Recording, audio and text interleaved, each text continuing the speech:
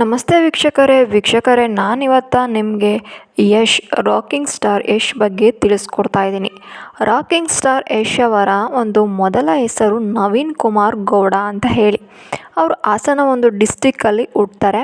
ಇನ್ನು ಅವರ ತಂದೆ ಪುಷ್ಪ ಮತ್ತು ತಂದೆಯವರು ಅರುಣ್ ಕುಮಾರ್ ಮತ್ತು ತಾಯಿ ಪುಷ್ಪ ಆಗಿರ್ತಾರೆ. ರಾಧಿಕಾ ಪಂಡಿತ್ ಅವ್ರನ್ನೂ ಕೂಡ ಮದುವೆ ಆಗ್ತಾರೆ.